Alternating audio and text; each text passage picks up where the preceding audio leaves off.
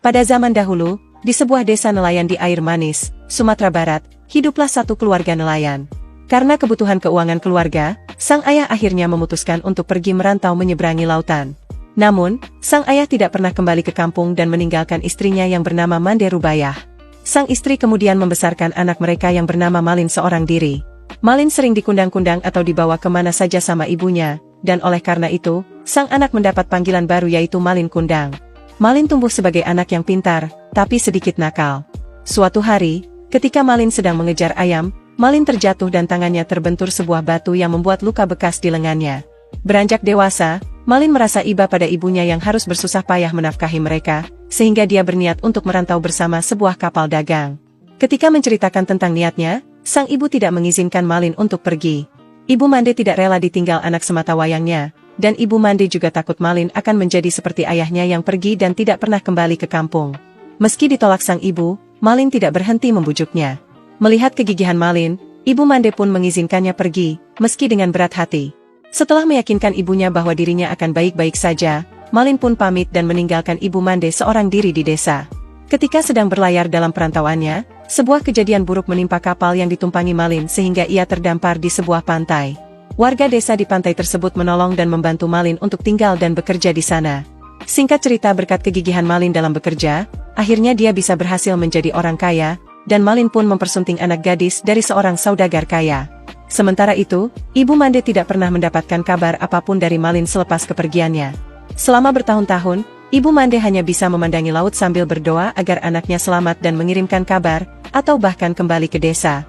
Setiap kali ada kapal besar yang bersandar di desa, Ibu Mande selalu bertanya kepada nahkoda dan awak kapal tentang anaknya.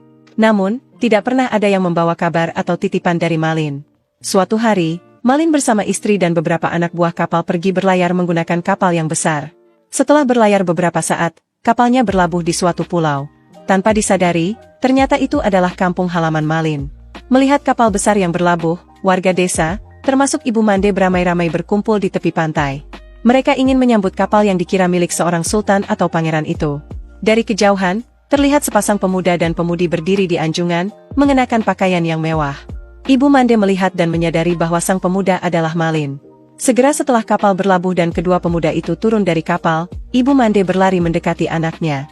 Dari dekat, Ibu Mande melihat bekas luka di lengan sang pemuda dan menjadi semakin yakin bahwa pemuda itu adalah Malin. Ia kemudian memeluk Malin, sambil memanggil namanya dan bertanya tentang kabarnya. Istri Malin yang berdiri di dekat Malin, terkejut melihat seorang wanita tua berpakaian lusuh memeluk suaminya sambil mengaku sebagai ibunya. Maklum, selama ini Malin mengaku bahwa kedua orang tuanya adalah bangsawan dan sudah meninggal. Istri Malin pun bertanya kepada Malin tentang siapa wanita itu sebenarnya.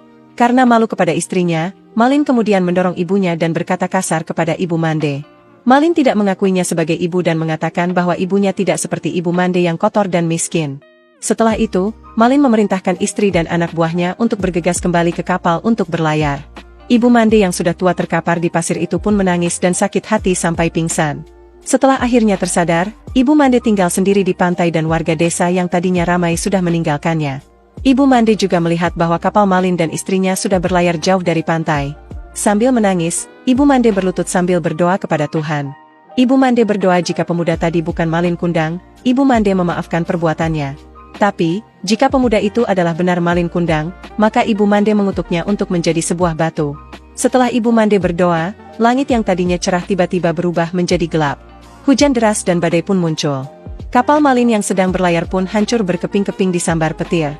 Keesokan harinya ketika badai sudah reda, puing-puing kapal yang sudah berubah menjadi batu tersapu ombak ke suatu pulau. Di antara puing-puing yang terdampar di pantai, ada satu bongkahan batu yang berbentuk seperti tubuh manusia yang menunduk, beserta ikan teri, ikan belanak, dan ikan tenggiri yang berenang di sela-sela batu itu. Masyarakat setempat mempercayai batu itu adalah tubuh Malin yang dikutuk berubah menjadi batu karena durhaka kepada ibunya, dan ikan-ikan di sekitarnya adalah serpihan tubuh istri Malin yang sedang mencari suaminya.